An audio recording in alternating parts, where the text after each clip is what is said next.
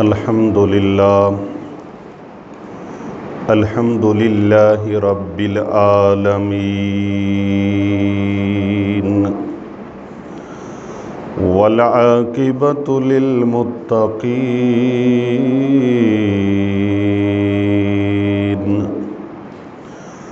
والصلاۃ والسلام علی سید الانبیاء والمرسلین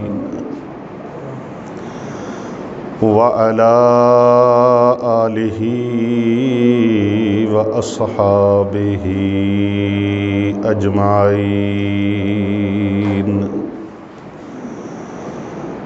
اما بعد فاعوذ باللہ من الشیطان الرجیم بسم اللہ الرحمن الرحیم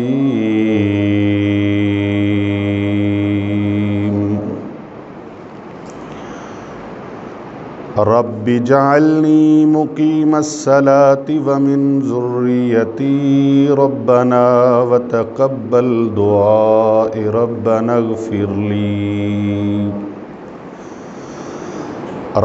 اغفر لی ولوالدی وللمؤمنین یوم یقوم الحساب صدق اللہ العظیم وصدق رسولہ النبی الکریم الامین قال اللہ تبارک وتعالی فی شان حبیبنا ان اللہ وملائکتہ یصلون علی النبی یا ایہا الذین آمنوا صلوا علیہ وسلموا تسلیما الصلاۃ والسلام علیک یا سیدی یا رسول اللہ الصلاۃ والسلام علیک یا سیدی یا حبیب اللہ الصلاۃ والسلام علیک یا سیدی یا نبی اللہ وعلی آلک وصحابک یا سیدی یا خاتم النبیین قال نبی صلی اللہ علیہ وآلہ وسلم سبحان اللہ والحمد للہ ولا الہ الا اللہ واللہ اکبر وللہ الحمد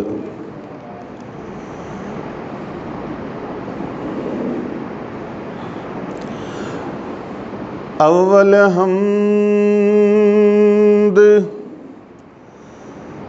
ثناء الہی جو مالک ہر دا اس دا نام چتارن والا کسے میدان نہیں ہر دا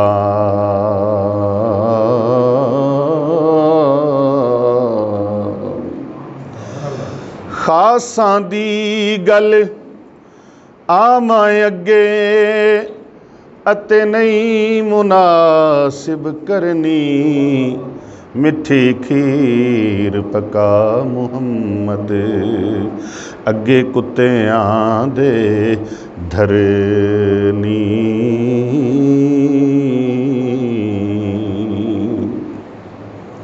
فضل تیرے نال لوہے تر دے مولا سنگ پھٹیاں دے لگ کے کتے بھی جنت جان محمد ولیاں دے نال رل کے حمد و صلات کے بعد انتہائی ادب سے بارگاہ رسالت مآب صلی اللہ علیہ وآلہ وبارک وسلم میں ہدیہ درود و سلام پیش کرنے کے بعد میرے معزز و محترم دوستو، بزرگوں، عزیزوں، نوجوان ساتھیوں، میرے بچوں، السلام علیکم ورحمۃ اللہ وبرکاتہ۔ قرآن مجید فرقان حمید کے ایک معروف مقام سے معروف دعائے مبارکہ، ان آیات کی میں نے تلاوت آپ کی خدمت میں پیش کی ہے۔ یہ وہ دعائے مبارکہ ہے جس کو ہر مسلمان ہر نماز کے اندر پڑھتا ہے اور رب تعالیٰ کے دربار میں 5 وقت فرض نمازوں میں عرض گزار ہوتا ہے، رب اجعلنی مقیم الصلاۃ ومن ذریتی ربنا وتقبل دعائی ربنا اغفر لی ولوالدی وللمؤمنین یوم یقوم الحساب۔ اس دعائے مبارکہ کا پس منظر کیا ہے؟ وہ کائنات کی ایسی عظیم ترین ہستی جنہیں ابو الانبیاء کہا جاتا ہے، جنہیں جد الانبیاء کہا جاتا ہے، جن کی عظیم یادگار کو رسول کریم صلی اللہ علیہ وآلہ وبارک وسلم نے فرمایا، یہ میرے جد امجد کی اور میری یادگار ہے، کیا؟ قربانی کرنا۔ اور آقا کریم صلی اللہ علیہ وآلہ وبارک وسلم آپ فرمایا کرتے تھے، میں 2 ذبیحوں کا بیٹا ہوں، 2 ذبیحوں کا بیٹا ہوں، 2 ذبیحوں کا۔ پہلے ذبیح حضرت سیدنا ابراہیم خلیل اللہ علیہ السلام کے بڑے صاحبزادے، بڑے بیٹے، جن کا نام نامی اسم گرامی، جن کی یاد میں ہم قربانی کرتے ہیں، ان کا نام نامی اسم گرامی ہر انسان کو، ہر مسلمان کو آتا ہے، جن کا نام نامی ہے حضرت سیدنا اسماعیل ذبیح اللہ علیہ السلام۔ یہ حضرت ابراہیم خلیل اللہ علیہ السلام کے بڑے صاحبزادے ہیں۔ ان کی والدہ ماجدہ کا نام نامی اسم گرامی ہے حضرت اماں ہاجرہ رضی اللہ تعالی عنہا وسلام اللہ علیہا۔ دوسری حضرت سیدنا ابراہیم خلیل اللہ علیہ السلام کی زوجہ محترمہ، جن کا نام نامی حضرت سارہ رضی اللہ تعالی عنہا ہے وسلام اللہ علیہا، ان کے بطن سے حضرت اسحاق علیہ السلام پیدا ہوتے ہیں۔ وہ چھوٹے ہیں حضرت اسماعیل ذبیح اللہ علیہ السلام سے۔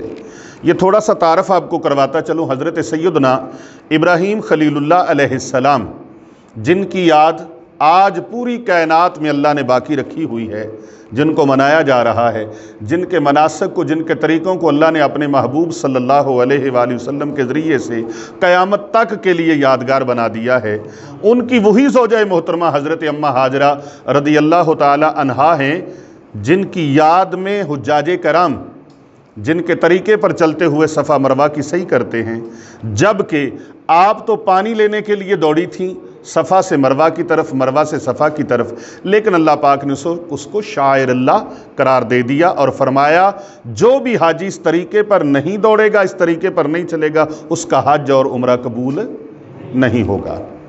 انہی کی یادگار ہے حضرت سیدنا اسماعیل ذبیح اللہ علیہ السلام کی، جہاں ایڑیاں رگڑتے ہیں تو رب کائنات آب زمزم کو جاری فرما دیتا ہے۔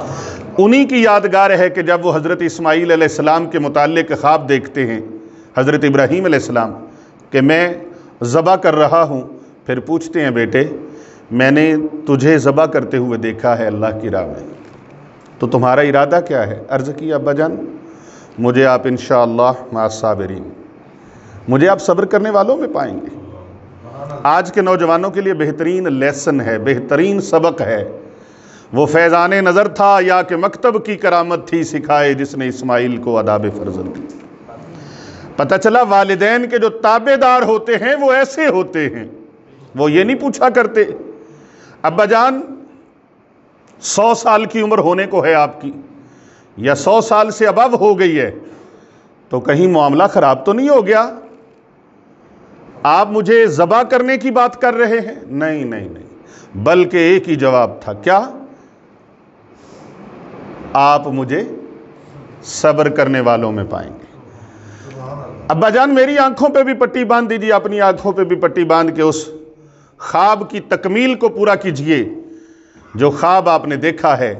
کہیں ایسا نہ ہو شفقت پدری میں باپ کی محبت جوش مارے اور مجھے تڑپتا ہوا آپ دیکھ نہ سکیں اور اپنے فرض کو ادا کرنے میں کوئی دیر ہو جائے، دیر بھی برداشت نہیں ہے۔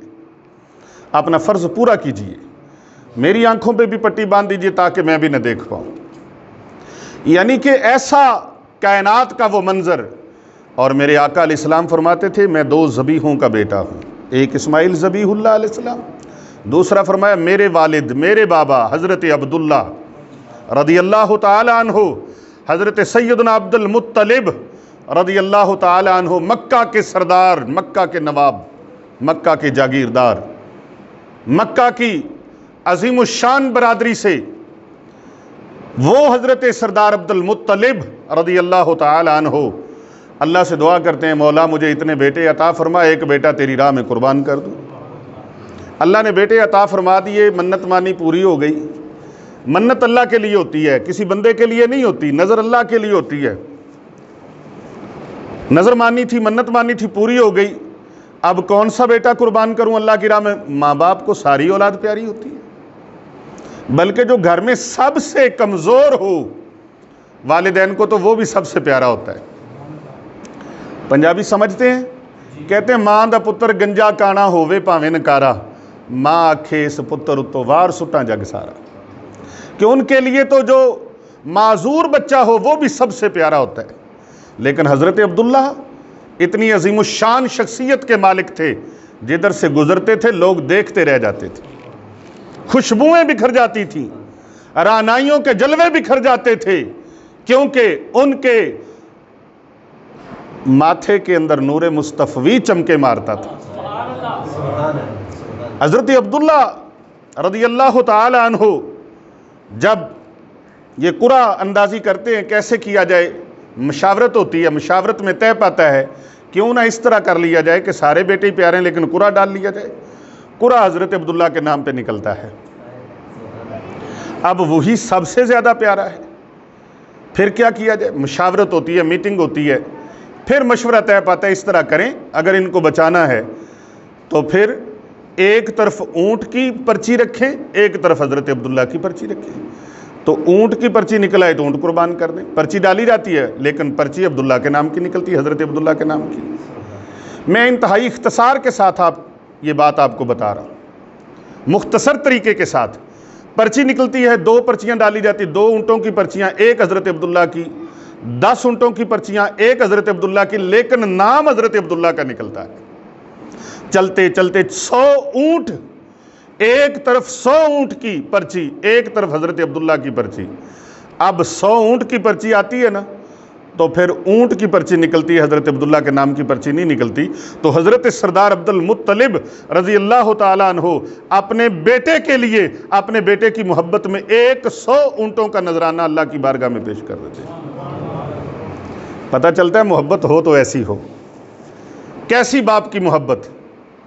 آج باپ بعض اوقات ایسے بھی ہیں کہ ان کو عقیقہ کرنا پڑ جائے تو مصیبت پڑ جاتی ہے۔ عقیقے میں کیا ہے؟ بیٹے کا عقیقہ کیا جائے تو 2 بکرے، 2 مینڈھے، 2 چھترے، یعنی 2 جانور اللہ کی راہ میں قربان کیے جائیں۔ بیٹی ہو تو 1 مینڈھا، 1 بکرا، 1 چھترا، یعنی تینوں میں سے کوئی چیز۔ وہ باپ دیکھیں تاریخ کے ایسے اوراق ڈھونڈیں کہیں نہیں ملے گا 100 اونٹ اللہ کی راہ میں اپنے بیٹے کے لیے قربان کرتے۔ اس لیے میرے اور آپ کے پیارے نبی صلی اللہ علیہ وآلہ وسلم فرمایا کرتے تھے کہ میں 2 ذبیحوں کا بیٹا ہوں، ایک اسماعیل علیہ السلام، ان کو ذبح کرنے کا وقت آیا، رب نے جنت سے مینڈا بھیج دیا، جنت سے مینڈا آ گیا اور میرے بابا اسماعیل علیہ السلام کو اللہ نے بچا لیا۔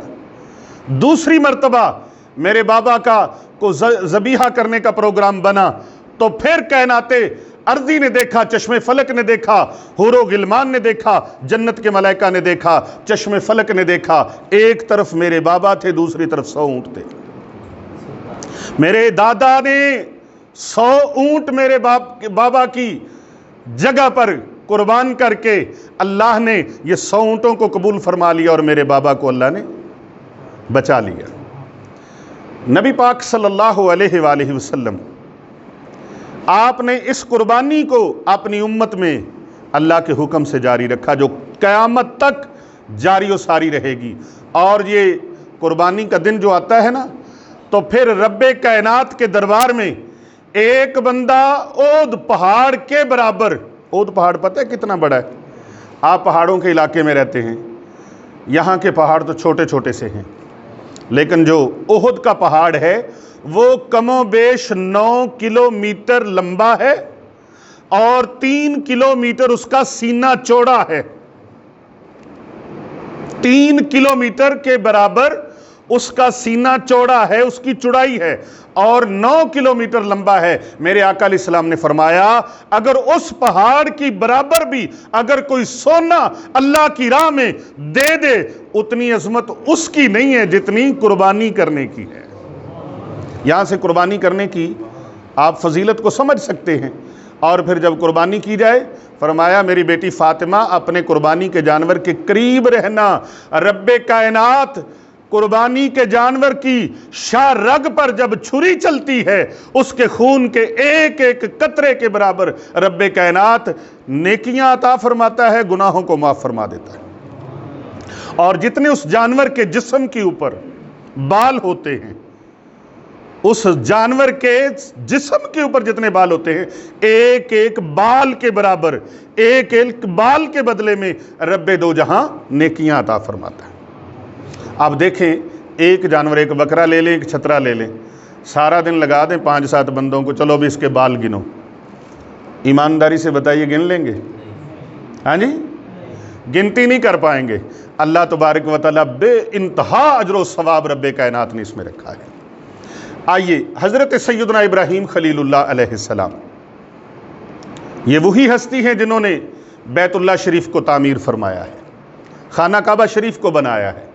آپ نے حج کے موقع پر، عمرہ کے وقت، یا آپ تصویروں میں سوشل میڈیا پر یا اپنے گھروں میں کئی لوگوں نے یہ تصویریں آویزاں کر رکھی ہیں، جس پتھر کے اوپر کھڑے ہو کر جناب خلیل اللہ علیہ السلام نے اللہ کے گھر بیت اللہ شریف کو تعمیر کیا، اس پتھر کے اندر آپ کے قدم مبارک جم گئے، آپ کے قدم مبارک کمبوز ہوئے، نشانی بن گئی۔ وہی قدم مبارک جو ہیں جن کو آج مقام ابراہیم کہا جاتا ہے، وہاں پر آج بھی لوگ اس کی زیارت کرتے ہیں۔ اور یہ پتھر کی ایک تاثیر تھی، ایک خاصیت تھی کہ اس کو اوپر نیچے نہیں کرنا پڑتا تھا، جدھر جدھر جیسے جیسے جناب خلیل اللہ علیہ السلام اللہ کے گھر کی تعمیر فرما رہے تھے، جیسے جیسے موومنٹ ہو رہی تھی ویسے ویسے ہی پتھر گھوم رہا تھا، جیسے جیسے ہائٹ پہ جا رہے تھے ویسے ویسے ہی پتھر اوپر جا رہا تھا، جیسے نیچے آنا ہوتا تھا نیچے آ جاتا تھا، اوپر جانا ہوتا تھا اوپر چلا جاتا تھا، ادھر کو گھومنا ہے گھومتے گھومتے۔ اسی طرح بیت اللہ شریف کی تعمیر اس پتھر کے اوپر ہوئی جس پر آپ کے قدم مبارک لگے ہوئے ہیں۔ اللہ نے فرمایا جب تم عمرے کے طواف کر چکو، خانہ کعبہ کا طواف کر چکو عمرہ کے لیے، حج کے لیے، پھر مقام ابراہیم کے قریب جہاں جگہ ملے وہاں پر 2 نفل بھی ادا کرو۔ یہی حضرت ابراہیم خلیل اللہ علیہ السلام ہے۔ یہ مقام اور مرتبے یاد رکھنا زندگی میں ایسے نہیں ملتے، اس کے لیے قربانی دینی پڑتی ہے۔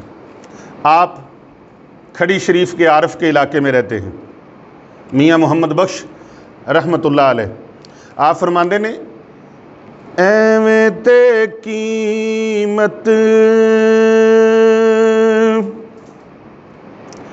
ایویں تے قیمت پیندی نہیں، او یارو ایویں قیمت پیندی نہیں، کچھ دکھ بھی تے سہنا پیندا اے۔